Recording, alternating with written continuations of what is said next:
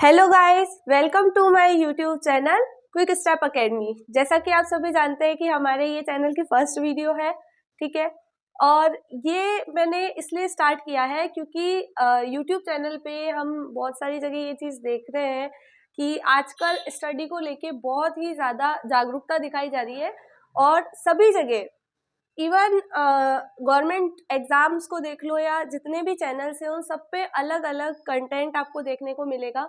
लेकिन जो science maths वाले स्टूडेंट अपनी साइंस मैथ्स लेके आगे बढ़ना चाहते हैं, बीएससी का कंटेंट भी हर जगह नहीं देखने को मिल रहा है अभी। लेकिन जो 11th-12th बेसिक है वही अगर हमें नहीं अच्छे से प्रोवाइड हो पाएगा तो आगे तो बढ़ना जैसे कि इम्पॉसिबल ही है। बेस हमारा जब तक क्लियर नहीं होगा हम आगे नहीं मूव कर पाएंगे। सो मैंने इसीलिए ये अकेडमी स्टार्ट करी है, या ऐसा कहे ये नया यूट्यूब चैनल स्टार्ट किया है जिसके अंदर हम आपको 11th-12th के सभी कंसेप्ट्स क्लियर कराएंगे और जितना भी आरबीएससी ने इस बुक में है, जितने भी क्वेश्चंस हैं वो सब हम इसके अंदर सॉल्व करेंगे, ठीक है।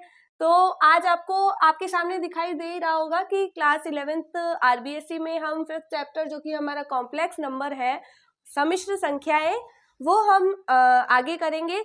तो आप इसी यूट्यूब चैनल पर बने रहे और आपको इसी से रिलेटेड सारी जानकारियां भी मिलती रहेगी। जैसा कि आज हम आधा जो है कंटेंट वो हम इस वीडियो में कवर करेंगे। अगर हमारा खत्म हो जाता है या वीडियो खत्म हो जाती है तो नेक्स्ट वीडियो में हम इसके आगे भी आपको प्रोवाइड कराएंगे। तो आप इस चैनल से जुड़े रहे और सारे अपडेट आपको मिलते रहे, इसलिए आप सब्सक्राइब भी कर लें हमारे चैनल को और बेल आइकन दबा दें, जिससे आपको समय समय पर हर एक चीज़ की जानकारी भी मिलती रहेगी। Thank you.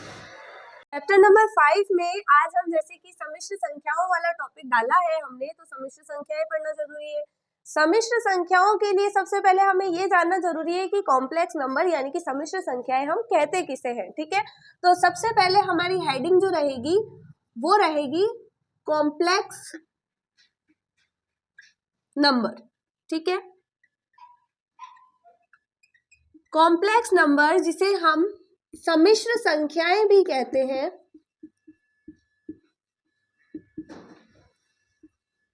ठीक है। तो सबसे पहले सम्मिश्र संख्याएं यानी कॉम्प्लेक्स नंबर होते क्या है, तो हम जैसे ये बात करें कि ऋणात्मक चिन्ह वाले जो भी हमारे पास संख्याएं होती है, जैसे कि -2, -3, -4, -5, ये सारी संख्याएं ये ऋणात्मक चिन्ह की है। लेकिन अगर मैं इन सब के ऊपर रूट लगा दूं, ठीक है, तो ये सभी हमारे पास कैसी संख्याएं बन जाएंगी, सम्मिश्र संख्याएं। लेकिन अगर ये सम्मिश्र संख्याएं अपूर्ण है, मतलब कि इसमें कोई ना कोई वास्तविक संख्याएं भी ऐड हो तो भी कोई दिक्कत नहीं है, ठीक है। तो हम इसकी डेफिनेशन इस तरीके से दे सकते हैं कि ऐसी संख्याएं जिसमें ऋणात्मक संख्याओं के वर्गमूल भी सम्मिलित हो,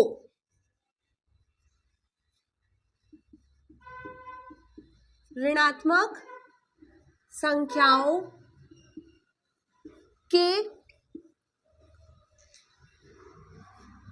वर्गमूल भी, ये सारा हमारा समझाने के लिए है, तो ये तो आप उतारेंगे नहीं, भी सम्मिलित हो,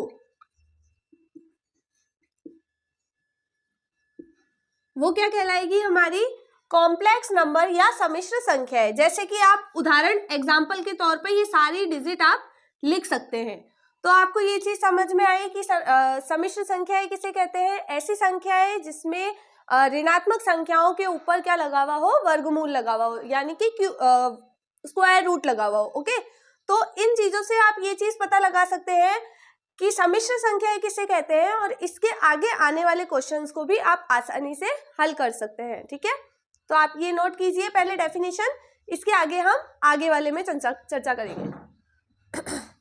उम्मीद है आप सभी को ये चीज समझ में आ गई होगी कि हमारा जो ये डेफिनेशन थी सम्मिश्र संख्याओं की यानी कॉम्प्लेक्स नंबर की, वो आपको एकदम क्लियर हो चुकी होगी। ठीक है, इसके आगे मैं आपको एक चीज और बताऊंगी कि जो आयोटा का पूर्णांक अंक है, पूर्णांक घात जिसे हम कहते हैं, आयोटा एक ऐसा नंबर है जो खुद भी क्या है, सम्मिश्र संख्या है।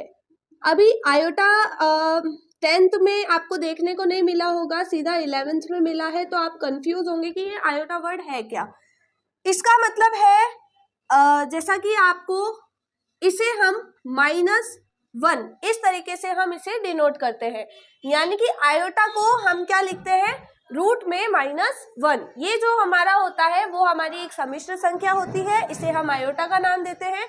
ये एक पूर्णांक घात के रूप में भी बोला जाता है। ठीक है, तो जैसे कि अगर ये क्या है, हमारे पास सारी सम्मिश्र संख्याओं वाले चैप्टर में आयोटा हमें हर जगह देखने को मिलेगा।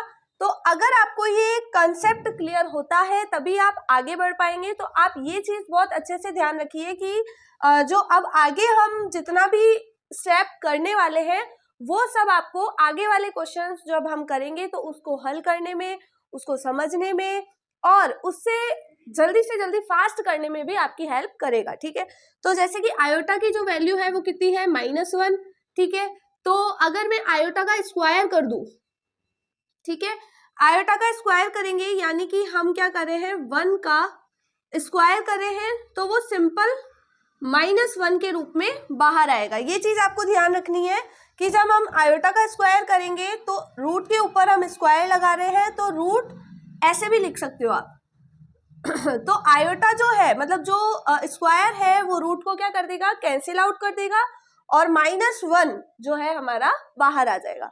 ठीक है, जैसे कि अब हम बात करते हैं 3 अगर हमने लगाया, ठीक है, मान लो हमने आयोटा की पावर 3 ली है, तो हम इसको क्या लिख सकते हैं, आयोटा का स्क्वायर पॉइंट आयोटा।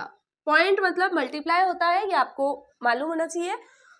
तो वापस, और आयोटा स्क्वायर की वैल्यू क्या आई अपने पास, -1 मल्टीप्लाई आयोटा यानी कि माइनस का आयोटा। ठीक है, अगर हम आयोटा की पावर 4 की बात करें, इसे हम क्या लिख सकते हैं, आयोटा का स्क्वायर मल्टीप्लाई आयोटा का स्क्वायर, तो ये वापस -1 मल्टीप्लाई -1 यानी ये सिंपल क्या बन जाएगा, 1।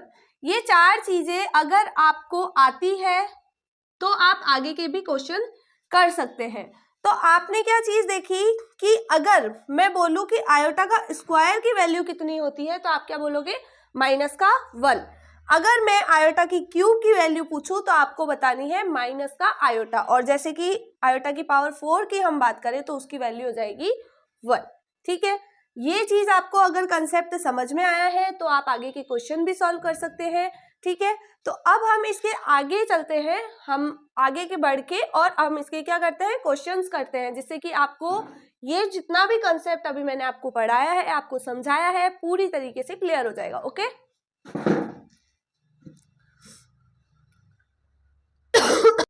जस्ट हमने अभी अभी सम्मिश्र संख्याओं के बारे में समझ लिया, आयोटा के बारे में समझ लिया। अब हम डायरेक्ट क्वेश्चन पे जंप करते हैं, जिससे कि हमें क्या हो जाएगी, क्वेश्चंस को सॉल्व करने की जो है हमारी प्रैक्टिस भी हो जाएगी और हम अच्छे से समझ भी पाएंगे कि क्वेश्चन किस तरीके से सॉल्व होता है और कैसे क्या आयोटा को यूज में लेना है।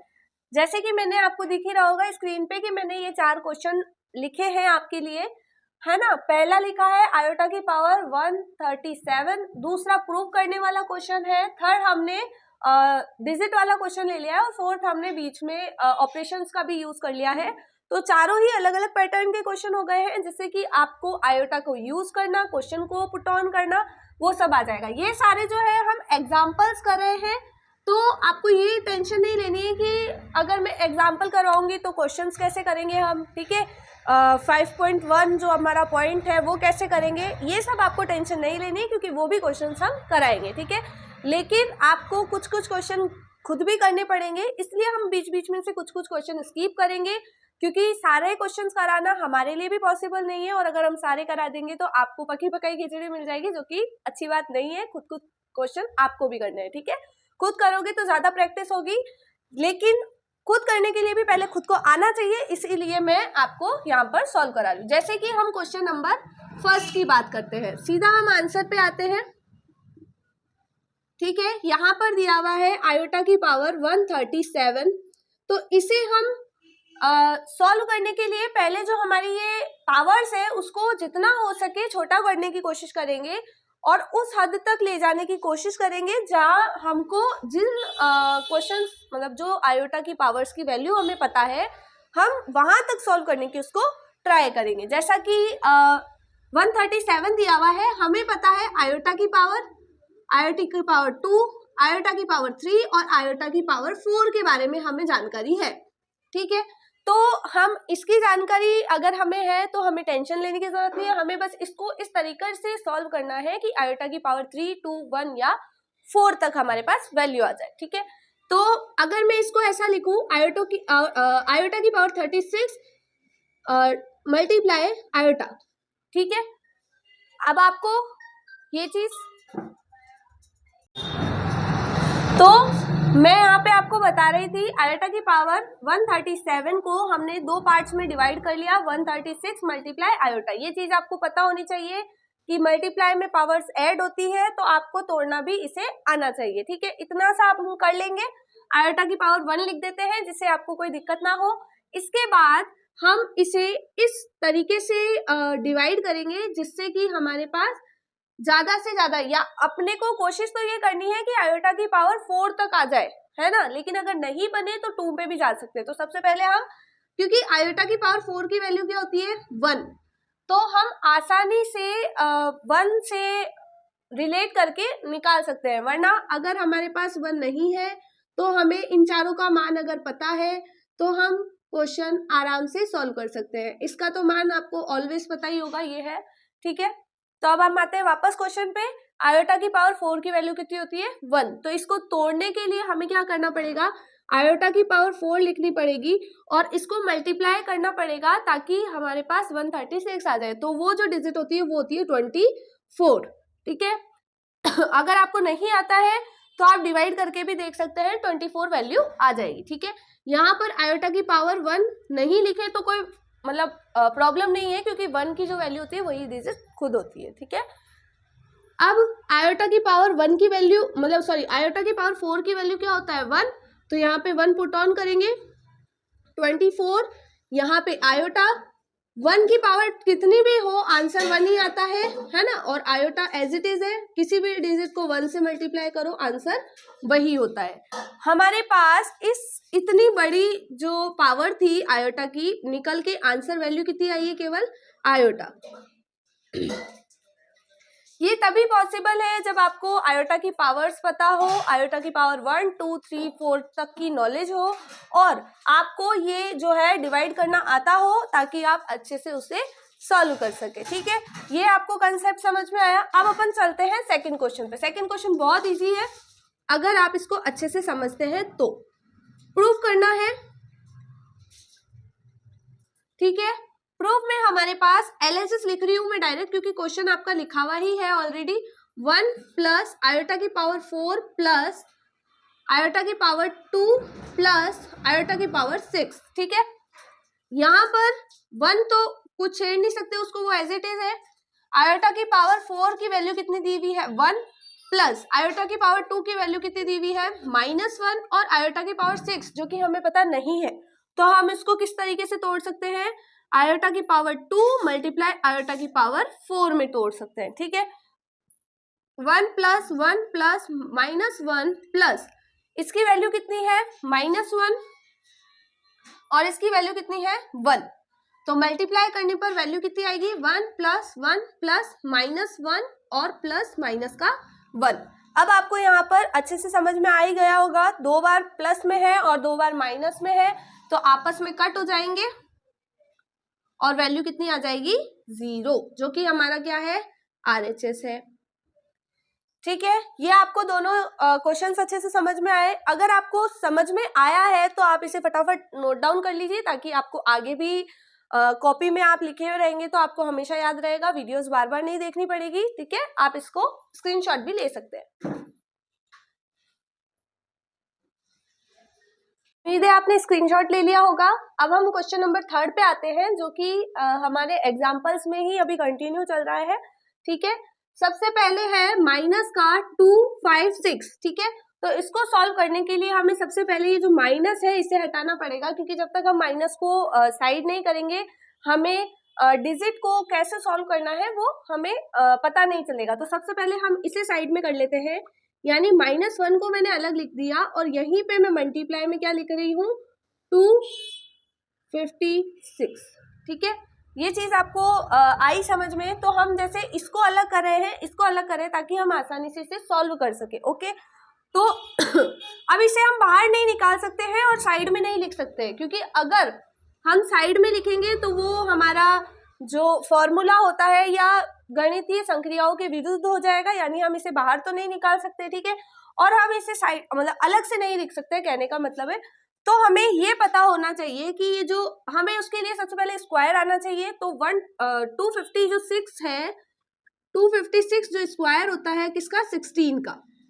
ठीक है, ये अगर हमें पता है तो हम इसको सॉल्व कर सकते हैं। ठीक है, तो यहाँ पर हमने लिखा -1 मल्टीप्लाई 16 का स्क्वायर। ठीक है, अब स्क्वायर को रूट आसानी से कट कर सकता है, तो हम सीधा सीधा बाहर निकाल देंगे। 16 तो बाहर आ गया क्योंकि स्क्वायर से रूट कट हो गया, और यहाँ पर वैल्यू क्या बची, -1, और -1 यहाँ से पता चल रहा है 16 आयोटा। क्लियर है ये चीज? ये हमारा आंसर हो गया 3rd का। ठीक है, अब आंसर 4th पे करते हैं, यानी क्वेश्चन नंबर 4th हमको सॉल्व करना है।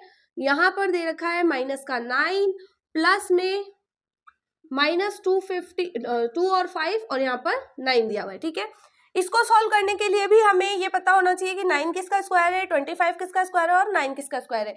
देखो, कभी भी हमें जब भी मैथ्स पढ़नी है या मैथ्स के क्वेश्चन करने हैं, सबसे पहले हमें वर्ग यानी कि स्क्वायर और क्यूब यानी कि घन हमें पता होने चाहिए, तभी हम आगे सॉल्व कर पाएंगे, वरना हम ऐसी चीजों में आके अटक सकते हैं। ठीक है, तो सबसे पहले हम इसकी बात करते हैं।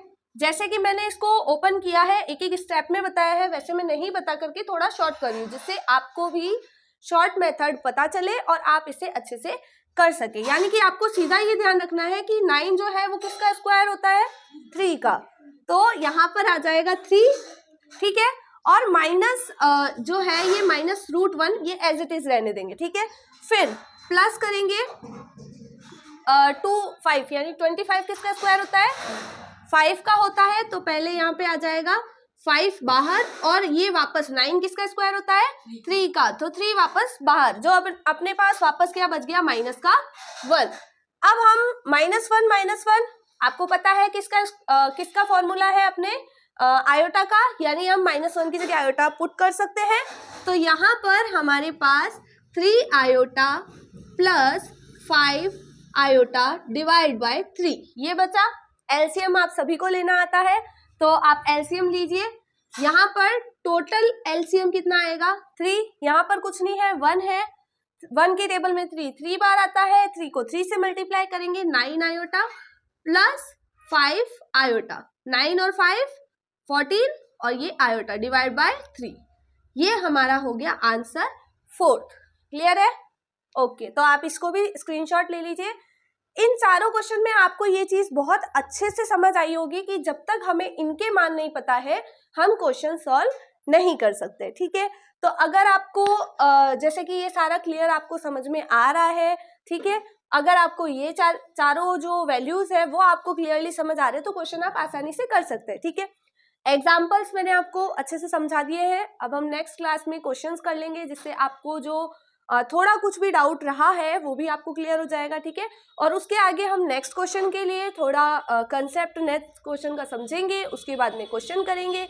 ठीक है, तो आपको ये और भी अच्छे से क्लियर हो जाएगा। ठीक है, अगर आपको ये सब समझ में आ रहा है और आपको मज़ा आ रहा है पढ़ने में, तो आप हमारे इस YouTube चैनल को सब्सक्राइब कीजिए, बेल आइकन दबाइए, ताकि हमेशा आपके पास अपडेट रहे और हम आपको और भी अच्छा पढ़ा सके। इसलिए आप कमेंट करके बताइए कि ये कैसा लगा है आपको। ठीक है, और लाइक करके हमारा मोटिवेशन बढ़ाइए। Thank you.